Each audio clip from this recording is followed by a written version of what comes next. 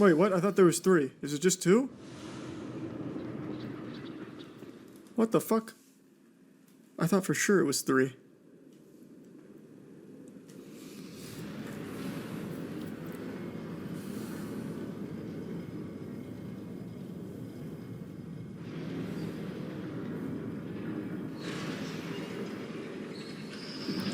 Well, we take those. We definitely take those. Let's get plus 10. I am not plus 10ing the Tonitrus. I have no choice. I'll plus 10 the Tonitrus. I've got nothing else. I have no other options.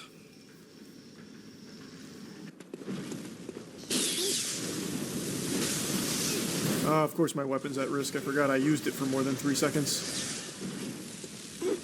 Obviously. Wet nurse, I'm here. I'm ready. Get the blood rock here as well and get your Tonitrus to plus 10. That just sounds so insulting that I might just do it because we've come this far. It feels like I'm doing a fucking challenge run with how little damage I've done pretty much this entire run. Such a cool boss.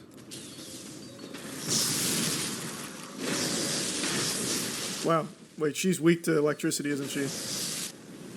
I can immediately tell. This is actually... It's gonna fucking do something here!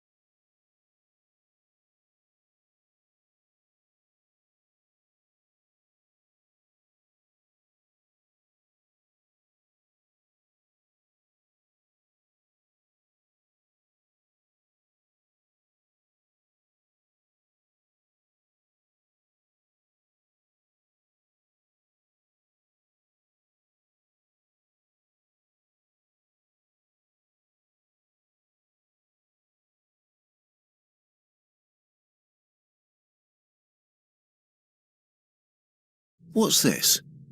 Oh, it's only the best calendar we ever made.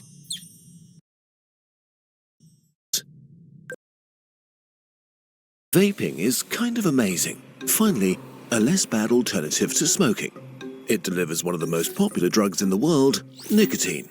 It may improve your attention, concentration, memory, reaction time, and endurance. It can reduce anxiety and stress and help you relax and enhance your mood.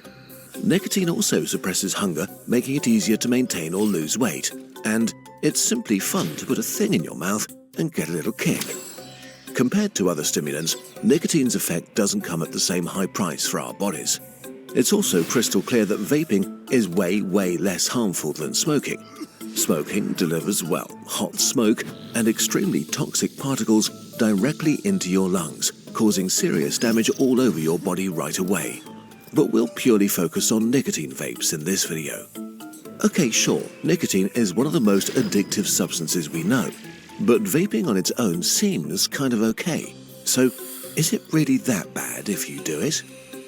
Well, we should find out quickly. While in the West, smoking is slowly falling out of fashion, especially among teens, vaping has become a growing epidemic. In 2023 in the UK, 20% of children had tried vaping at least once. In the US, 8% of all students are currently vaping regularly. 1 in 4 of them do it daily, and almost all of them use vapes with flavors. So how does vaping work, and what does it do to your body? How does vaping work? A vape is basically a small tank of liquid heated up by a metallic coil that vaporizes it.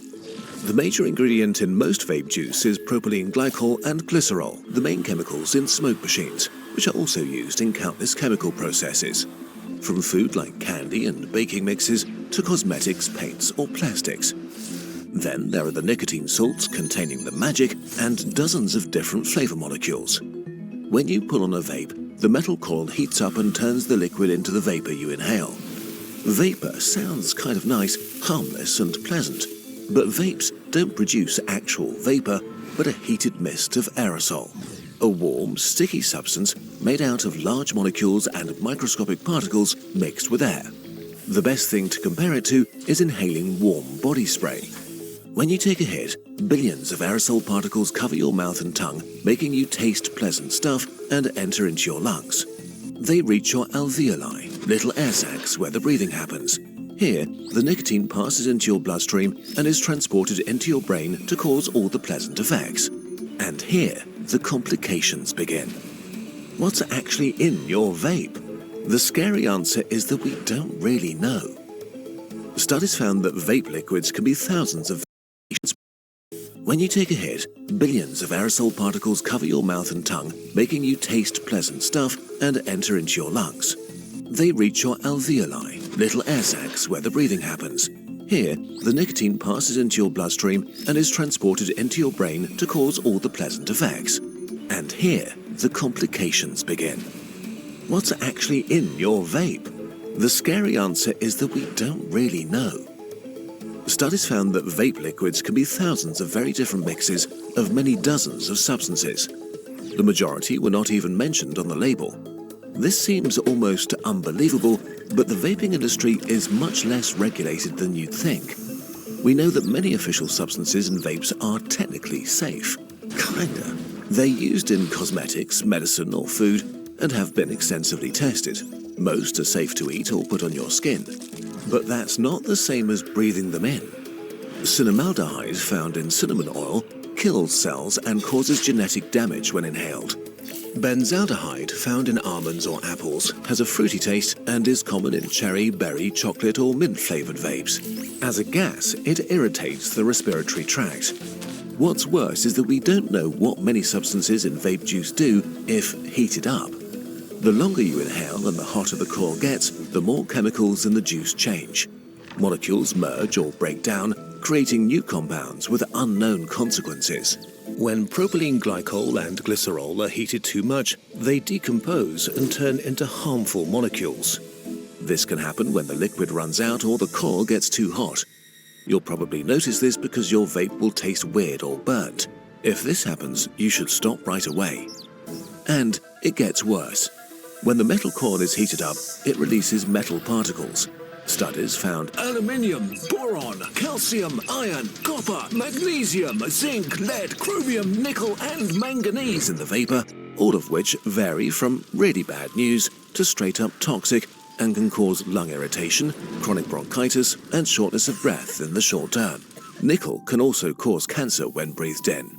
All of these mystery substances also interact with each other in new and exciting ways. In bad ways?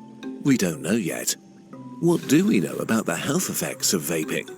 What does vaping do in your body? The elephant in the room is that we don't know exactly how bad vaping is, since it's only been around for about 10 years. Also, most studies on health effects in humans focused on smokers who switched to vapes. We do know for sure that smoking is orders of magnitude more harmful. If you smoke, switching to vaping will reduce your risk of disease massively. If you smoke, please switch to vaping. But these studies also muddy the water a bit. What if you never smoked and started to vape? In the short term, a significant portion of vapers develop poor breathing symptoms, coughing, extra mucus production, shortness of breath, wheezing, throat and chest pain. But the truth is, we simply don't know what will happen in the long term. The first larger-scale study on vaping with non-smokers only started in 2024. It'll take years before we can say anything with confidence. We can make careful assumptions, but take them with a grain of salt. Your lungs are made from very sensitive tissue and were never meant to deal with trillions of aerosols, chemicals and metals. What goes into your lungs generally stays in them forever, which is why smokers' lungs are dark and dirty. It seems that vaping activates the immune system, which tries to clean up the aerosols. This causes inflammation and fluid seeps into the lungs, while the cells guarding their entry produce extra mucus you have to cough out. Some of them may even die. Vaping also may cause stress all over your body. It may increase your heart rate and blood pressure, lower blood oxygen, or stiffen and clog up your blood vessels. It may create oxidative stress, which has all sorts of bad effects on your organs and may potentially cause many different diseases over time. Does this increase your risk of strokes, heart diseases, lung diseases, or cause cancer? Again, we don't know. Maybe it causes damage, but something else will kill you before vaping does. Maybe it will make you sick. But all we have right now is maybe. We're conducting one of the largest medical experiments in history. If you are vaping, you're a test subject. Too much of the wonder drug. What's new about vaping is the sheer amount of nicotine it delivers into your system. For most people, it's kind of hard to smoke 20 plus cigarettes a day because smoking is pretty harsh. As vaping is less aggressive and doesn't smell bad, you can do it inside and constantly for hours. It's easy to go through an entire vape a day. They shower your brain in extremely high nicotine doses, which makes them extremely addictive. For teens,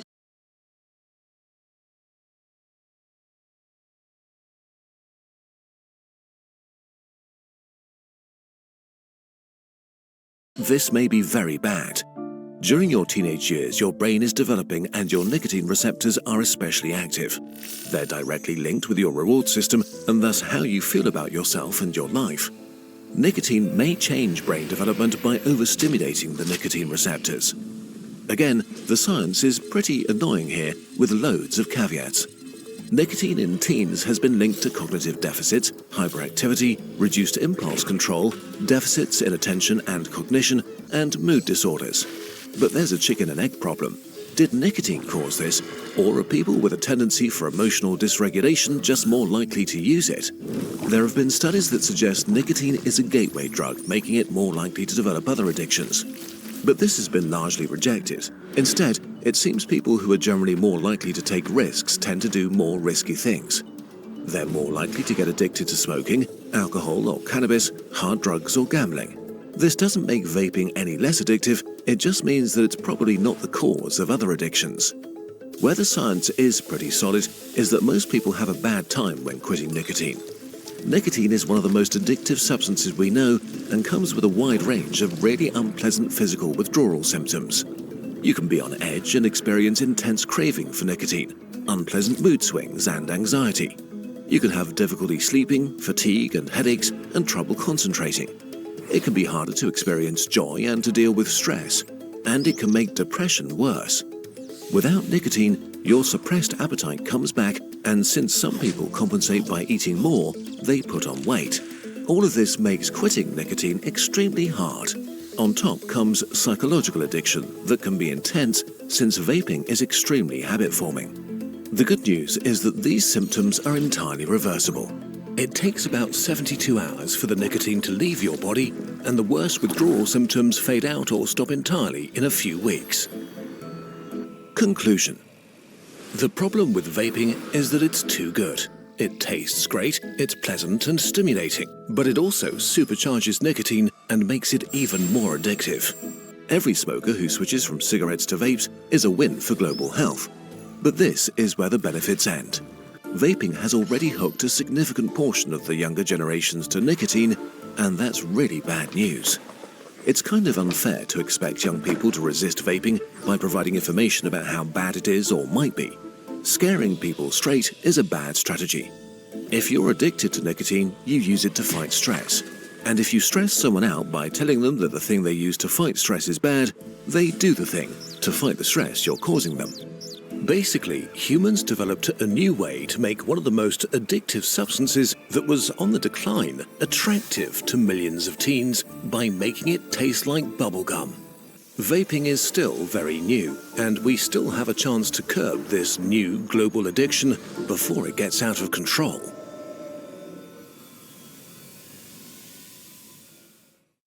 Making decisions that affect your health is hard enough, but it's impossible to base them on rational ground if you don't have reliable information available. Algorithms are constantly working behind the scenes to decide which information to show you, and alarmist headlines get amplified over straightforward reporting. But Ground News, the sponsor of this video, can give you back a feeling of end. For example, story and coverage. You only have so much control. The new 12,025 human era calendar. I hope that you use comments and messages. The calendar is very special to you too. For so